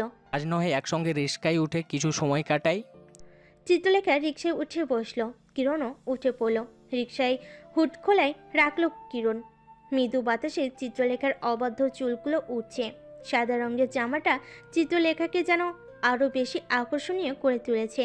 কিরণ মুগ্ধ দৃষ্টিতে তাকিয়ে আছে চিত্রলেখার মেকআপ ছাড়া স্নিগ্ধ চেহারার দিকে। কেটে গেছে 10টা দিন। আজ কিরণ আর চিত্রলেখার গায়ে হলুদ। আনিসুল চৌধুরী চিত্রলেখার মায়ের সঙ্গে কথা বলে সব ঠিকঠাক করে নিয়েছেন। কাব্য শুভ্রতা মার্কেটে এসেছে কিছু কেনাকাটা করতে। কেনাকাটার মাঝে কাব্য কিছুটা দূরে গিয়ে একটা লোককে জড়িয়ে ধরল। শুভ্রতা ভুরু কুচকে সেই দিকে তাকালো। দুজন যখন তার দিকে ফিরে একসঙ্গে আসতে লাগলো, তখনই শুভ্রতা চমকে উঠল। তীব্র এখানে কি করছে, তাও আবার কাব্যের সঙ্গে। সুব্রতা অবাকের চরম পর্যায়ে গিয়ে অবাক হয়ে আছে। তীব্রের চোখ সুব্রতার দিকে পড়তে সে থমকে গেল। এতদিন তো কম খুঁজেনি সুব্রতাকে। কাব্য পরিচয় করিয়ে দিতেই তীব্র থমকে গেল। হুট করে সুব্রতা চটে গেল। তীব্রের কলা ধরে বলতে লাগলো, তুই আমার বাবাকে কেন খুন করলি? একবারও বিবেককে কাজ করলো না তোর? তুই কি আমাকে বাঁচতে দিবি না? কাব্য এবার অবাক হয়ে সুব্রতাকে চাইতে ব্যস্ত হয়ে পড়ল। কাব্য, সুব্রতা আর তীব্র বসে আছে একটা রেস্টুরেন্টে। তীব্র মাথা নিচু করে আছে। কাব্য চোখ ছোট ছোট করে বলল। তুই কি? তীব্র কাব্যকে থামিয়ে বলল, আমি কিছু করিনি। আসলেই তোর কপাল ভালো আর আমার কপাল খারাপ। তুই সুব্রতাকে নিজের করে পেয়েছিস। সে যাই হোক, সুব্রতাকে ভালো রাখিস। বলে উঠে চলে গেল তীব্র। কাব্য আর সুব্রতাকে কিছু বলার সুযোগ দিল না তীব্র। রেস্টুরেন্ট থেকে তীব্র বের হয়ে আর্তনাদ ভেসে এলো। কাব্য আর সুব্রতা চমকে সেদিকে তাকাতেই থমকে গেল। হুট করে মানুষের ভিড় লেগে গেল। কাব্য আর সুব্রতা সেই জায়গায় যেতেই তীব্রের রক্তাক্ত দেহ দেখতে পেল। তীব্র ঠোঁটে মুচকি হাসি ফুটিয়ে হাত বাড়িয়ে দিল কাব্য আর সুব্রতার দিকে। কাব্য দৌড়ে গেল তীব্রের কাছে। তীব্রের হাত ধরতে তীব্র আধো আধো কণ্ঠে বলল, দেখে রাখিস সুব্রতাকে, কষ্ট পেতে দিস না একদম। কাব্যের কোলেই শেষ নিঃশ্বাস ত্যাগ করল তীব্র।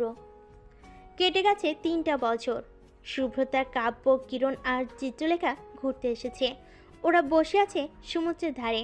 কিরণের কাঁধে মাথা রেখে বসে আছে চিত্রলেখা। চিত্রলেখা নরম কণ্ঠে বলল, ভালোবাসি প্রিয়। কিরণ মুচকি এসে চিত্রলেখাকে শক্ত করে ধরে বলল, লজ্জা পেলে তোমাকে আরও বেশি সুন্দর লাগে লেখা। সুব্রতা এতক্ষণ হা হয়ে কিরণ আর চিত্রলেখার দিকে তাকিয়েছিল। কাব্য সেটা খেয়াল করে সুব্রতার মাথায় একটা গাঁটটা মেরে পড়ল। ওই কি করছো? ওদের দিকে হা করে তাকিয়ে না থেকে সমুদ্র উপভোগ করো। আর মানুষই বা কি বলবে বলো তো? সুব্রতা মুখ ফুলে বসে রইল। কাব্য বাঁকা হাসলো। সুব্রতার হাত ধরে ওকে দাঁড় করিয়ে দুজন মিলে পানির কাছে চলে গেল। সমুদ্রের নোনা পানি দুজনেরই পা ছুঁয়ে যাচ্ছে। সুব্রতার মুখে এক মুচকি হাসি ফুটে উঠল। সুব্রতা একবার তাকালো কাব্যের শক্ত করে ধরে থাকা হাতের দিকে। সুব্রতা দাঁত দিয়ে ঠোঁট চেপে ধরে হাসলো।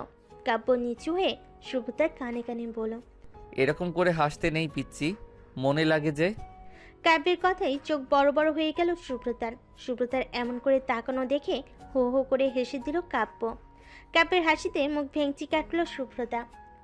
সুব্রতা আইসক্রিম দেখে কাব্যের হাত ঝাঁকুনি দিয়ে বলল, আইসক্রিম কিনে দেন না প্লিজ প্লিজ। কাব্য কপাল কুঁচকে বলল, আমি যদি তোমাকে আইসক্রিম কিনে দেই তাহলে তুমি আমাকে কি দিবে? সুব্রতার মুখ ছোট হয়ে গেল।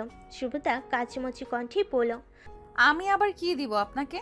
সুব্রতাকে কাচুমাচু করতে দেখে হেসে দিল কাব্য। হাসতে হাসতে কাব্য বলল, আরে পাগলি, আমি তো মজা করছিলাম। আসো আইসক্রিম কিনে নিয়ে আসি। সুব্রতা খুশি হয়ে গেল। আইসক্রিম কিনতে গিয়ে চোখ আটকে গেল সুব্রতার। ছবির মেয়েটা একটা অন্য ছেলের সঙ্গে দেখে কাব্যের দিকে তাকালো।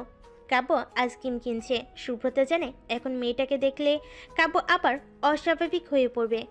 সুব্রতা ঘটনাটাকে ধামাচাপা দিয়ে কাব্যের হাত ধরে আইসক্রিম নিল অপর হাতে। কাব্য 5টা আইসক্রিম কিনেছে। 2টো আইসক্রিম সুব্রতার হাতে দিতেই সুব্রতা খুশিতে টুক করে একটা চুমু বসিয়ে দিল কাব্যের গালে। কাব্য হাসলো।